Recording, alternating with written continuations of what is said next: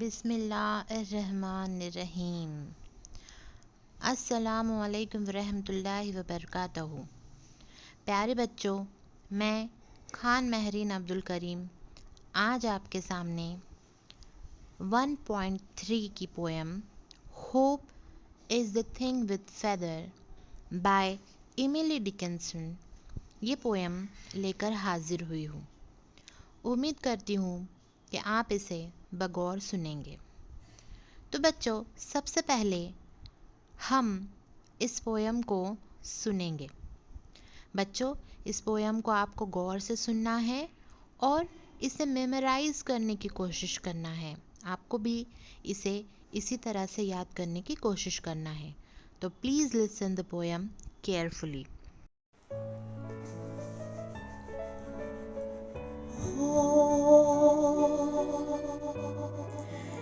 Is the thing with feathers that perches in the soul and sings the tune without the words and never stop at all. Hope is the thing with feathers that perches in the soul and sings the tune without the word and never stop at all. And sweetest in the gaze and sorrows feel strong that could abolish the river that gave so many warm.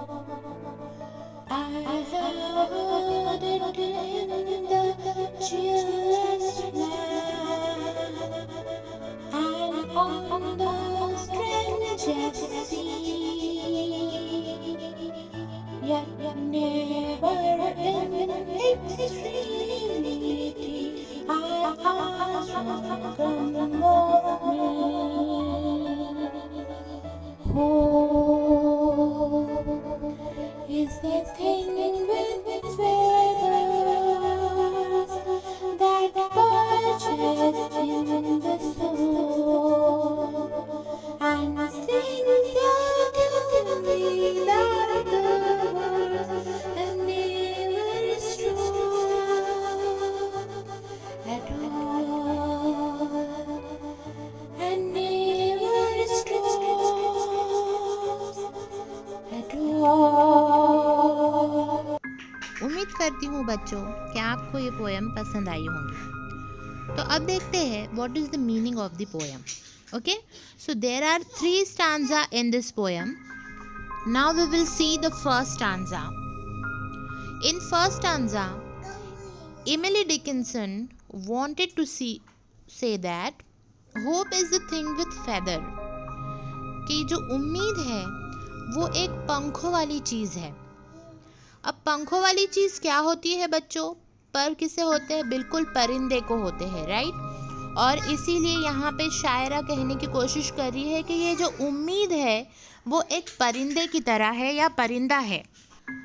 That perches in the soul, जो कि हमारे रूह में बसेरा करता है या रूह में हमारे बैठती है या रहती है, राइट? जिस तरह से एक परिंदा जो है दरख्त के ऊपर बसेरा करता है, उसी तरह से ये जो होप, ये जो उम्मीद का परिंदा है, ये कहाँ बसेरा करता है? हमारी सोल में, हमारी रूह में। And sings the tune without the words, और ये जो है एक धुन गाती है या एक धुन गाता है बिना अल्फाजों के, राइट? बिना किसी अल्फाज के जो है ये हमसे बातें करता है, ये उम्मीद का परिंदा। And never stops at all, और ये जो उम्मीद का परिंदा है ये कभी भी नहीं रुकता है बच्चों। ये ज़िंदगी के हर मकाम पर जो हमारी उम्मीद है ये कभी भी नहीं रुकती है और हमारी रूह में हमेशा ये बसेरा करती है और हमेशा जो है बिना अल्फाजों के हमसे बात करती है and never stops at all, और कभी भी नहीं रुकती है. In second stanza the poets want to say that and sweetest, बिल्कुल ही शीरी तरी, बिल्कुल ही मीठी, इन द गेल, बिल्कुल सख्त आंधी में, इज हर्ड, राइट. ये जो उम्मीद का परिंदा है बच्चों, ये पंखों वाली जो उम्मीद की जो चीज़ है, ये सख्त आंधी में भी कैसी सुनाई देती है, बिल्कुल मीठी. यानी ये हमारे रूह से हमसे कैसी बात करती है, बहुत ही मीठी बात करती है. And sore must be the storm, right. और बिल्कुल दिल खराश या तकलीफदा तूफान के अंदर भी. अब ये तूफान कौन से भी हो सकते हैं बच्चों, जो ज़िंदगी के अंदर, इंसान की ज़िंदगी के अंदर बहुत सारे लम्हात आते हैं. कभी दुख भरे तूफान भी इंसान की ज़िंदगी में आते हैं, और ऐसे वक्त में ये जो उम्मीद है वही इंसान को जीने का हौसला देती है. That could abash the little bird, जो कि बेचैनी के अंदर भी जो है, that keeps so many warm. यानी इंसान कितना भी बेचैन हो और दुख और तकलीफ में, परेशानियों में घिरा हुआ हो, लेकिन फिर भी ये जो उम्मीद का परिंदा है हमें गर्म रखता है. गर्म रखता है मतलब हमारा हौसला टूटने नहीं देता, और ये हमें ज़िंदगी में आगे बढ़ने की उम्मीद ही एक वाहिद चीज़ है जो हमें ज़िंदगी में आगे बढ़ने का हौसला देती है, right. Now see the last and third stanza of the poem. I have heard it in the chillest land and on the strangest sea, right? और मैंने इस उम्मीद के परिंदे का गाना जो है सबसे सर्द तरीन ज़मीन पर भी सुना है और सबसे अजीब तरीन समंदर पर भी सुना है. इसका मतलब है बच्चों कि जब हम अपने घर से, अपनी जानी पहचानी जगह से काफ़ी दूर होते हैं, एक अनजान जगह पर होते हैं, और हमारे दिल के अंदर थोड़ा सा डर होता है, अनजान जगह पर अगर हम मुसीबतों में घिरे हुए होते हैं, तो वहाँ पर भी ये उम्मीद का जो परिंदा है, जो हमारी रूह के अंदर है, हमें हौसला देता है उस अजीब व गरीब जगह से निकलने का, उन परेशानियों से निकलने का. And yet never in extremity, और जो है एक्सट्रीमिटी मतलब सबसे मुसीबत में भी जो है ये हमारी हमेशा मदद करता है. And it asked a crumb of me, right.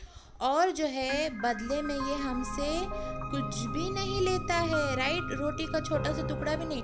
यानी आम तौर पर परिंदों को हमें अनाज खिलाना होता है, बराबर है, लेकिन इस उम्मीद के परिंदे को बदले में हमें कुछ भी नहीं देना होता है, और वो हर जगह हर तरीके से हमारी हौसला अफजाई करता है. और ये जो उम्मीद का परिंदा है वो हमेशा हमारी मदद करते रहता है. उम्मीद करती हूँ बच्चों कि आपको ये पोएम बिल्कुल अच्छी तरह से समझ में आ चुकी होंगी और पसंद भी आई होंगी. अब चलिए बच्चों देखते हैं इस पोएम का English workshop, right. The first question is match the following. हमें कॉलम है, कॉलम ए एंड बी, उन्हें मैच करना है एक दूसरे से, राइट, उनके मीनिंग्स को. सबसे पहले हम देख रहे हैं होप. यहाँ पर होप किसे कहा गया है, बर्ड को, राइट. सेकेंड वाज गेल और स्टॉर्म, वो किसे कहा गया है, toughest time in the life, right. हमारी ज़िंदगी के सबसे मुश्किल तरीन दौर को जो है गेल और स्टॉर्म कहा गया है. The third one is keep warm, right, गर्म रखना. यहाँ पर बच्चों कीप वार्म यानी गर्म रखने का मतलब क्या है, तो बच्चों इस पोएम में कीप वार्म का मतलब है प्रोवाइड कंफर्ट, राइट. हमें जो है कंफर्ट मुहैया कराना, ये कीप वार्म का यहाँ पर मतलब है, right. The fourth one is chillest line, right. Chillest line का मतलब क्या है बच्चों, सर्द तरीन ज़मीन का मतलब क्या है, यहाँ पर डिफ़िकल्टीज एंड प्रॉब्लम्स, या राइट, जो हमारी ज़िंदगी में आने वाली मुश्किल है और जो प्रॉब्लम्स है उसको यहाँ पे द चिलेस्ट लाइन ऐसा कहा गया है. और लास्ट में अक्रम. अक्रम का मतलब है a very small bit, right, छोटा सा टुकड़ा. तो इस तरह से आपको जो है इसके आंसर्स लिखने हैं. The second question is use the proper form of the verb in each line, right. यहाँ पर आपको कुछ लाइंस दी गई है और उसमें जो वर्ब है उसको जो है प्रॉपर फॉर्म में लिखना है, प्रेजेंट फॉर्म, पास्ट फॉर्म या पास्ट पार्टिसिपल, जो भी इसका फॉर्म है वो करेक्ट फॉर्म में आपको लिखना है। ओके, सो यहाँ पर जो है आपको कुछ लाइंस दिए गए हैं। तो बच्चों आपको पता होना चाहिए कि यहाँ पर जो लाइंस आपको दिए गए हैं वो सभी के सभी सिंपल प्रेजेंट टेंस में है। और सिंपल प्रेजेंट टेंस का एक रूल आपको याद होगा जो मैंने आपको बताया था कि हम सिंपल प्रेजेंट टेंस में ऑलवेज जो है थर्ड पर्सन सिंगुलर के लिए एस इस्तेमाल करते हैं, राइट। ही, शी और इट ये थर्ड पर्सन सिंगुलर जो है प्रोनाउन होते हैं जिनके लिए हम हमेशा जो है एस, ई एस या आई ई एस का इस्तेमाल करते हैं। तो ये जितनी भी लाइंस आपको यहाँ पर दी गई है बच्चों वो सभी सिंपल प्रेजेंट टेंस में है। तो इसका मतलब आप समझ ही गए होंगे कि हमें वर्ब कौन से फॉर्म में लिखना है। बिल्कुल, हमें वर्ब के आगे एस लगाना है। तो पहला वाला जो आंसर होगा हमारा वो क्या होगा, that purchase and the soul, right. After that second वाला का आंसर क्या होगा बच्चों, सिंग ये वर्ब है उसके आगे हम एस लगाएंगे, and sings the tune without the words, so this is your right answer. And in third, and never stops at all, right. यहाँ पे स्टॉप ये वर्ब है उसको हम एस लगा कर लिखेंगे, ठीक है बच्चों। उम्मीद करती हूँ आप ये क्वेश्चन अच्छी तरह से समझ चुके होंगे और इसको आपको अपनी नोटबुक में इन अ गुड हैंड राइटिंग लिख लेना है। Now the third question is read the examples and feel in the blanks in the same pattern, right. बच्चों आप देख रहे हैं कि इस पोएम में जो है शायरा ने बहुत सारे जो है सुपरलेटिव डिग्री के वर्ड्स जो है इस्तेमाल किए हैं, right. For example sweet, sweeter and sweetest, right, this is the superlative degree. तो वही आपको जो है यहाँ पर कुछ एडजेक्टिव्स दिए गए हैं जिसको आपको तीनों डिग्रीज में लिखना है। फॉर एग्जाम्पल यहाँ पर आपको फर्स्ट जो है दिया है फास्ट, राइट, ये पॉजिटिव डिग्री में दिया है। देन फास्टर ये कंपैरेटिव डिग्री है, आपको पता है बच्चों। And what will be the superlative degree of it, test, right. The second one is high, higher and highest, right. Third one is great, greater, greatest. Next one is warm, warmer, warmest. After that slow, slower, slowest. Low, lower, lowest. Bright, brighter, brightest. Cold, colder, coldest, right. तो इस तरह से आपको लिखना है। After that strange, stranger, strangest, braver, bravest. After that simple, simpler, simplest. Close, closer, closest. Fine, finer, finest. Large, larger, largest. And wise, wiser, wisest. Right बच्चों, तो इस तरह से आपको ये लिखना है। आफ्टर दैट देखिए बच्चों, अनदर एग्जाम्पल आपको दिया है प्रिटी, जिसके लास्ट में वाई आता है। मैंने आपको क्लास में ये पढ़ाया था, अगर आपको याद हो तो, कि अगर लास्ट में वाई आता है तो जब भी हम उसे चेंज करते हैं तो वहाँ पर हमें आई ई आर ये लगाना होता है, और सुपरलेटिव डिग्री में हम आई ई एस टी इस तरह से लगाते हैं। वाई को हम आई में चेंज कर देते हैं, राइट। तो यहाँ पर जो है आपको जितने भी वर्ड्स दिए गए हैं बच्चों, तो उसके लास्ट में आप देख रहे हैं कि आपको यहाँ पर वाई ये दिया गया है, राइट। तो आप समझ ही गए होंगे कि what will be the answers, आपको कैसा लिखना है। यहाँ पे फर्स्ट वर्ड है नेस्टी, उसका आप हो जाएगा नेस्टियर, नेस्टिएस्ट। Then angry, एंग्रियर, एंग्रिएस्ट। उसके बाद है हंग्री, हंग्रियर, hungriest. एंड लास्ट का आपको करके दिया है बच्चों यहाँ पे नॉटी, नॉटियर एंड नॉटिएस्ट, राइट। तो ये जो वर्ड्स है बच्चों हमें चेंज द डिग्री करने के वक्त में बहुत ही फ़ायदेमंद होते हैं। The next question is fourth one, find the phrases lines in the poem that mean the following, right. यहाँ पर जो है कुछ मीनिंग्स आपको लिखने हैं जो कि एग्जैक्ट ये लाइन के मीनिंग होने चाहिए। फर्स्ट लाइन है hope is a light delicate thing, right. तो पोएम में इसके लिए कौन सी लाइन आई है बच्चों? Hope is the things with feather, right.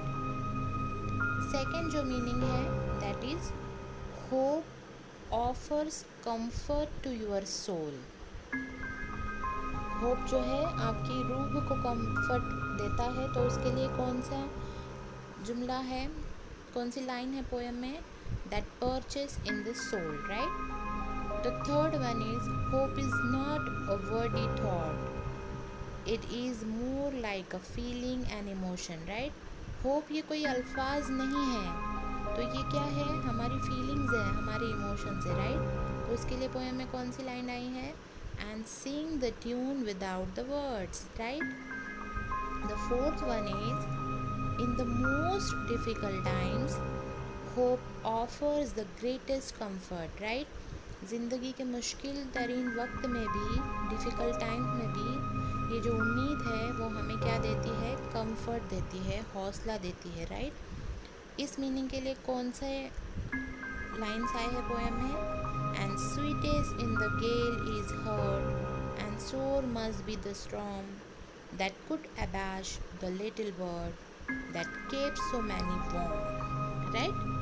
ये जो पूरा के पूरा स्टांजा है इसके मीनिंग यही है बच्चों कि ज़िंदगी के मुश्किल तरीन हालात में, मुश्किल तरीन वक्त में भी है जो होप है, ये जो उम्मीद है हमें कंफर्ट देती है, right. Next meaning is hope is not easily defeated, right. उम्मीद को कोई हरा नहीं सकता, तो उसके लिए कौन सी लाइन आई है पोएम में?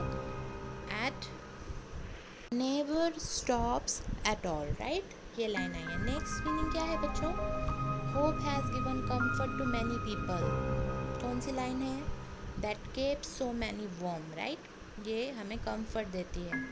And last one is hope lives on the very hard times even when it gets nothing from you, right.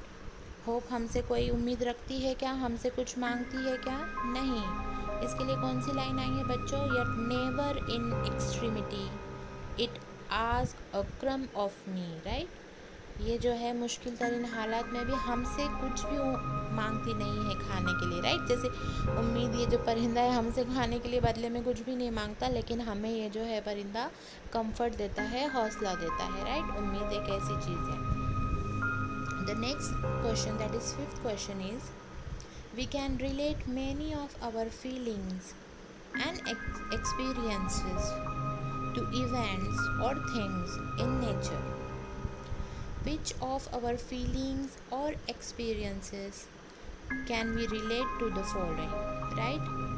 हमारी ज़िंदगी के बहुत सारे जो फीलिंग्स होते हैं, इमोशंस होते हैं, या जो तजुर्बात, एक्सपीरियंसेस होते हैं, जो हालात, इवेंट्स होते हैं, वो हम नेचर, कुदरत की कुछ इवेंट से, कुछ कुदरत में आने वाली जो चीज़ें हैं उससे हम किस तरह से रिलेट कर सकते हैं, ये क्वेश्चन है बच्चों यहाँ पे। जैसे फॉर एग्जांपल यहाँ पर दिया है darkness, right. What do you mean by darkness? अंधेरा, राइट। तो अंधेरे को हम कौन सी फीलिंग या एक्सपीरियंस के साथ रिलेट कर सकते हैं बच्चों? Right, ignorance, right. हमारी जो लाइल्मी है वो एक बहुत ही बड़ा डार्कनेस होती है हमारी लाइफ में, right, ignorance. Then next one is a storm, तूफान। तो उसको हम किस इवेंट से या फीलिंग से रिलेट करते हैं? Difficulties, right. हमारी ज़िंदगी के जो मुश्किलात है, डिफ़िकल्टीज़ है, उसे हम अ स्टॉर्म, तूफान से रिलेट कर सकते हैं। After that sunrise, right. Sunrise को हम किससे रिलेट कर सकते हैं? Beginning, progress, right. हमारी जो नई शुरुआत है उसे हम सनराइज़ से जो है रिलेट कर सकते हैं। What is the next? A light shower, right. तो उसको हम कौन सी फीलिंग से रिलेट कर रहे हैं यहाँ पे? प्लेजर, खुशी, राइट। उसके बाद है सनशाइन, उसे हम रिलेट कर रहे हैं हमारी हैप्पीनेस से, खुशी से। After that earthquake, right. Earthquake को हम किस चीज़ से रिलेट कर सकते हैं बच्चों? A sudden violent damage, right. अचानक अगर हमारी ज़िंदगी में कोई ख़तरनाक डैमेज या नुकसान हुआ है तो उसे यहाँ पर हम जो है अर्थक्वेक के ज़रिए रिलेट कर सकते हैं। उसके बाद जो है नेक्स्ट जो है वो है रेनबो और रेनबो, राइट। अभी हमें पता है बच्चों रेनबो क्या होती है, एक कलरफुल चीज़ होती है, राइट। तो उसे हम किससे रिलेट कर सकते हैं? हमारी अनएक्सपेक्टेड जॉय, जो हमें अचानक मिलने वाली खुशी है। रेनबो भी हमें अचानक बारिश में दिखाई देता है, हर बार दिखाई देता है क्या? नहीं। वैसे ही ये सडन जो खुशी हमें मिलती है, अनएक्सपेक्टेड जॉय, उसे हम रेनबो से रिलेट कर सकते हैं। उसके बाद है डॉन, जैसे हमें पता है सुबह सुबह शादी का वक्त होता है, उसे हम द बिगिनिंग ऑफ समथिंग, किसी चीज़ की नई शुरुआत, राइट। ज़िंदगी में किसी चीज़ की नई शुरुआत से हम इसे रिलेट कर सकते हैं। उसके बाद है बच्चों डार्क क्लाउड्स, राइट। तो डार्क जो क्लाउड्स है उसे हम सैड और डिफ़िकल्ट सिचुएशन से रिलेट कर सकते हैं, बिल्कुल हमारी ज़िंदगी के। उसके बाद है डस्क, जिसे हम इवनिंग कहते हैं, तो उसे हम almost the end of something, right. जैसे हमें इवनिंग यानी शाम, ख़त्म होने वाली चीज़ है, तो वैसे ही जो हमारी ज़िंदगी में जिसका एंड होने वाला है किसी चीज़ का, तो हम उससे रिलेट कर सकते हैं। अ पिकॉक, हमें पता है it is a beautiful bird, right. बहुत ही खूबसूरत होता है पिकॉक, तो इसे हम प्लीजेंट फीलिंग, राइट। जैसे हमें पता है पिकॉक को देखकर हमें खुशी होती है, तो खुशगवार हमारी फीलिंग से हम इसे रिलेट कर सकते हैं। After that flood, a lot of difficulties and damage, right. सैलाब की वजह से जो डैमेजेस होती है, डिफ़िकल्टीज़ होती है, वैसे ही हमारी ज़िंदगी की जो मुश्किलात और डैमेजेस है उसको हम इससे रिलेट कर सकते हैं। आफ्टर दैट बच्चों 6 क्वेश्चन है, right in a few lines, कुछ चंद लाइन्स में आपको लिखना है about an experience of your own, आपके खुद का तजुर्बा, where you scored in your exams much more than you hope for, जहाँ पर जो है आपको एग्ज़ाम्स में जो है बहुत अच्छे आपने स्कोर, बहुत अच्छे नंबरात आपने हासिल किए हैं उम्मीद से भी ज़्यादा। And what did that experience teach you, और उस एक्सपीरियंस ने आपको क्या सिखाया। तो यहाँ पर आपके आंसर्स अलग अलग हो सकते हैं, ये आपका पर्सनल रिस्पॉन्स क्वेश्चन है। यहाँ पर एक एग्जाम्पल के तौर पर आपको एक आंसर दिया है मैंने। Last year in 8th standard I was expecting about 75% marks, but actually I got 92%. This experience taught me that if we try we can do better, right? यानी मुझे उम्मीद कितनी थी? ओनली 75% मार्क्स की, और मुझे 92% मार्क्स मिल गए। और मेहनत अगर हम करें तो हमें कामयाबी ज़रूर मिलती है। नेक्स्ट क्वेश्चन है बच्चों 7, this poem is an example of personification, right? What do you mean by personification बच्चों? When we refer to inanimated objects, ideas, emotions as a living thing, it is an example of personification. जब हम किसी गैर जानदार object को या emotions को या आइडियाज़ को एक लिविंग थिंग, जानदार चीज़ से कंपेयर करते हैं या जानदार चीज़ समझते हैं, तो उसे जो है पर्सोनिफिकेशन कहा जाता है। Here hope is portrayed as a little bird, right. यहाँ पे उम्मीद जो एक गैर जानदार इनएनिमेटेड ऑब्जेक्ट है, इसको कैसे जाहिर किया है? अ लिटिल बर्ड, राइट। एक जानदार चीज़, एक जानदार परिंदे के तौर पर इसे यहाँ पे डिस्क्राइब किया गया है, इसलिए ये यहाँ पर पर्सोनिफिकेशन है। Describe it in your own words and find other examples of personifications. तो आपको जो है अलग अलग पर्सोनिफिकेशन के एग्जाम्पल्स जो है यहाँ पर ढूंढने हैं और लिखने हैं। उम्मीद है आप पर्सोनिफिकेशन अच्छी तरह से समझ गए होंगे बच्चों, कि जब किसी गैर जानदार चीज़ को जो है शायर जो है किसी जानदार चीज़ की तरह से जाहिर करते हैं, बताते हैं, तो उसे जो है पर्सोनिफिकेशन कहा जाता है। तो पर्सोनिफिकेशंस के आपको यहाँ पर दूसरे एग्जाम्पल्स तलाश करके लिखने हैं। Hope in this poem is described as a bird sitting on our soul. Here hope is a non-living thing, but it is described as a living thing.